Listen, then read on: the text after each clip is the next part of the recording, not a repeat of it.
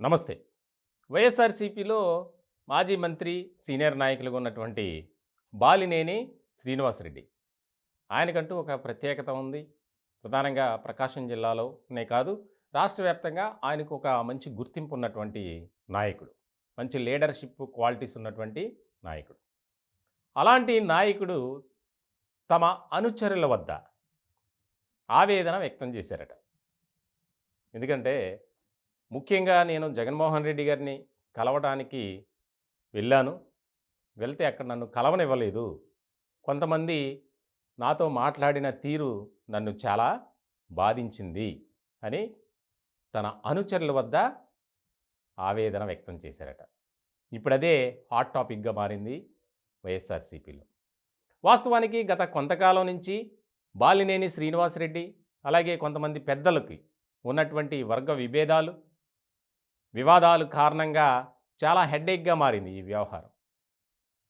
కాబట్టి ఇలాంటి తరుణంలో ఆయన పార్టీ మారబోతున్నారు.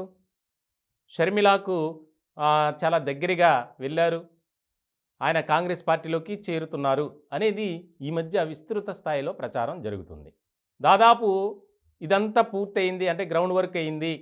ఆ విషయం తెలుసుకున్న తర్వాత, ఇదంతా ప్రచారం జరిగిన తర్వాత ఆయన మొదటిసారి, అంటే ఏదైతే అలిగేషన్స్ వచ్చాయో, వచ్చిన తర్వాత జగన్మోహన్ రెడ్డి గారిని కలవాలని ఆయన ఆలోచన చేసినప్పుడు అక్కడ ఆయనకి ఎంట్రీ ఇవ్వకపోవటం, అంతేకాదు సీఎం గారు జగన్మోహన్ రెడ్డి గారు కొంతమంది దగ్గర బాలినేని శ్రీనివాసరెడ్డి వేస్ట్ ఫెలో అని చెప్పి మాట్లాడినట్లు అది బయటకు వచ్చింది.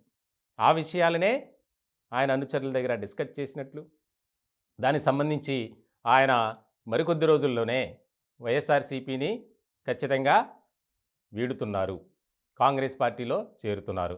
ఆయనతో పాటు వైఎస్ఆర్‌సీపీలో ఉన్నటువంటి కొంతమంది కీలకమైనటువంటి నేతలను కాంగ్రెస్ పార్టీలోకి తీసుకువెళ్తారు. ఆ బాధ్యతను బాలినేనే చూస్తున్నారు అనేది కూడా ప్రచారం బాగా జరుగుతుంది. ఈ విషయాలన్నీ తెలిసిన తర్వాతే వైఎస్ఆర్‌సీపీ కానీ, లేదా పార్టీ అధినేత సీఎం జగన్మోహన్ రెడ్డి గారు పూర్తి స్థాయిలో బాలినేనిని పక్కన పెట్టారు అనేది కూడా బాగా విస్తృత స్థాయిలో ప్రచారం జరుగుతుంది.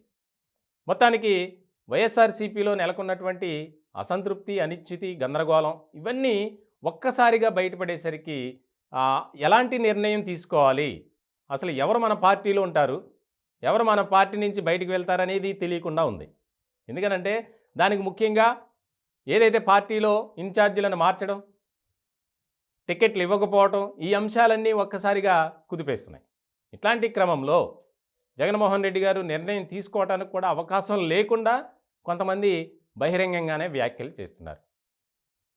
ఇటువంటి సందర్భంలో బాలినేని తాజాగా తన అనుచరుల దగ్గర ఇట్లా నా విషయంలో ఇలా వ్యవహరిస్తారా, నేనేంటో చూపిస్తా, నన్ను చాలా తక్కువగా చూస్తున్నారు అని చెప్పి ఆవేదన వ్యక్తం చేసినట్లు మనకి తెలుస్తుంది. మొత్తానికి ఇదే రాజకీయ వర్గాల్లో చర్చగా నడుస్తుంది. మొత్తానికి ఏం జరుగుతుంది ఏంటి అనేది ఇక్కడ కీలకంగా మారినటువంటి అంశం.